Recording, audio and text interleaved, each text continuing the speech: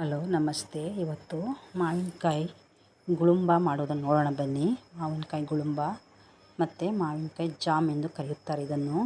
ಮಾವಿನಕಾಯಿ ಸಿಪ್ಪೆಯನ್ನು ತೆಗೆದು ಈ ರೀತಿ ನೀಟಾಗಿ ತುರಿದುಕೊಳ್ಳೋಣ. ಸಿಪ್ಪೆ ಎಲ್ಲ ತೆಗೆದು ನೋಡಿ ತುರಿಯನ್ನು ಮಾಡಿಕೊಳ್ಳೋಣ.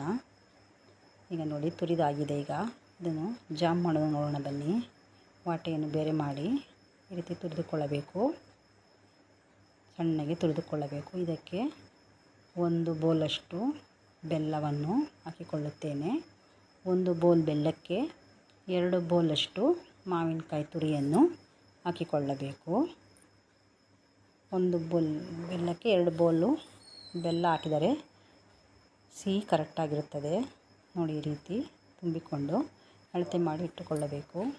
ನೋಡಿ ಈ ರೀತಿ ಅಳತೆ ಮಾಡಿಕೊಳ್ಳಬೇಕು. 1 ಬೌಲ್ ಬೆಲ್ಲಕ್ಕೆ 2 ಬೌಲು ಮಾವಿನಕಾಯಿ ತುರಿಯನ್ನು 4 ಏಲಕ್ಕಿಕಾಯಿ ಎತ್ತಿ ಜಜ್ಜಿಟ್ಟುಕೊಂಡಿದ್ದೇನೆ. ಈಗ ಒಂದು ಬಾಣಲೆ ಇಟ್ಟು ಅದಕ್ಕೆ ಮಾವಿನ ತುರಿಯನ್ನು ಹಾಕಿಕೊಂಡು ಈ ರೀತಿ ಸ್ವಲ್ಪ ಫ್ರೈ ಮಾಡಿಕೊಳ್ಳಬೇಕು. ಹಸಿ ವಾಸನೆ ಹೋಗುವವರೆಗೂ ಈ ರೀತಿ ಸ್ಲಿಮ್ಮಲ್ಲಿ ಮಾವಿನಕಾಯಿ ತುರಿಯನ್ನು ಈ ರೀತಿ ಫ್ರೈ ಮಾಡಿಕೊಳ್ಳೋಣ. ಸ್ವಲ್ಪ ಇದು ಒಂದು ಅರ್ಧ ಭಾಗದಷ್ಟು ಮಾವಿನಕಾಯಿ ತುರಿ ಬೆಂದ ಮೇಲೆ ಇದಕ್ಕೆ 1 ಚಮಚದಷ್ಟು ತುಪ್ಪವನ್ನು ಹಾಕಿಕೊಳ್ಳೋಣ. ತುಪ್ಪ ಹಾಕಿದರೆ ತಳ ಹಿಡಿಯುವುದಿಲ್ಲ. ಮಾವಿನಕಾಯಿ ತುರಿ ಚೆನ್ನಾಗಿ ಇದೇ ರೀತಿ ಫ್ರೈ ಮಾಡಿಕೊಳ್ಳಬಹುದು. ಘಮ ಚೆನ್ನಾಗಿರ್ತದೆ. ಈಗ ಇದನ್ನು 1/4 ಭಾಗದಷ್ಟು ಫ್ರೈ ಮಾಡಿದ್ದೇನೆ. ಈಗ ಇದಕ್ಕೆ 1 ಬೌಲ್ ಬೆಲ್ಲವನ್ನು ಹಾಕಿಕೊಳ್ಳೋಣ. ಬೆಲ್ಲವನ್ನು ಚಚ್ಚಿ ಅಳತೆ ಮಾಡಿ ಹಾಕಿಕೊಳ್ಳುತ್ತಿದ್ದೇನೆ. ಈಗ ಇದನ್ನು ಹಾಕಿ ನೀಟಾಗಿ ಎಲ್ಲವನ್ನು ಮಿಕ್ಸ್ ಮಾಡಿ ಕಮ್ಮಿ ಉರಿಯಲ್ಲೇ ಕೈ ಆಡುತ್ತಾ ಇರಬೇಕು. ಇದನ್ನು ಈ ರೀತಿ ಕೈ ಆಡ್ತಾ ಇದ್ದರೆ ಮಾವಿನಕಾಯಿ ಗುಳುಂಬ ತುಂಬ ರುಚಿಕರವಾಗಿ ಚೆನ್ನಾಗಿ ಬರುತ್ತದೆ. ನೋಡಿ ಈ ರೀತಿ ಸಿಮ್ಮಲ್ಲಿ ಉರಿತಾ ಇರಬೇಕು. ನೋಡಿ ಈಗ ಇದು ಆಗಿದೆ.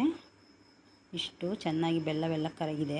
ಈಗ ಇದಕ್ಕೆ ಏಲಕ್ಕಿ ಪುಡಿಯನ್ನು ಹಾಕಿಕೊಳ್ಳೋಣ. ಏಲಕ್ಕಿ ಪುಡಿ ಹಾಕಿಕೊಂಡು ಮಿಕ್ಸ್ ಮಾಡಿ ಕೈ ಆಡುತ್ತಾನೆ ಇದ್ದರೆ ಪಾಕ ಎಲ್ಲ ಬಿಟ್ಟು ನೋಡಿ ಈ ರೀತಿ ನೀಟಾಗಿ ಜಾಮ್ ಥರ ರೆಡಿ ಆಗುತ್ತದೆ. ನೋಡಿ ಈಗ ಇದು ರೆಡಿಯಾಗಿದೆ. ನೋಡಿ ಇದು ಚಪಾತಿಗೆ ರೊಟ್ಟಿಗೆ ಹಾಗೆಯೇ ತಿನ್ನಬಹುದು. ಮಾವಿನಕಾಯಿ ಸೀಸನಲ್ಲಿ ಮಾಡಿಕೊಂಡು ಈ ರೀತಿ ಬಾಟಲಲ್ಲಿ ಹಾಕಿ ಇಟ್ಟುಕೊಂಡರೆ 3 ತಿಂಗಳು 4 ತಿಂಗಳ ಕಾಲ ಉಪಯೋಗಿಸಬಹುದು.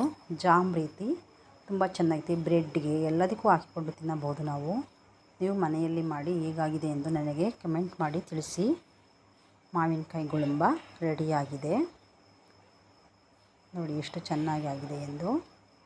ನನ್ನ ಚಾನಲ್ಗೆ ಸಬ್ಸ್ಕ್ರೈಬ್ ಮಾಡಿ, ಲೈಕ್ ಮಾಡಿ. ಮಾವಿನಕಾಯಿ ಗುಳುಂಬ ರೆಡಿಯಾಗಿದೆ. Thank you.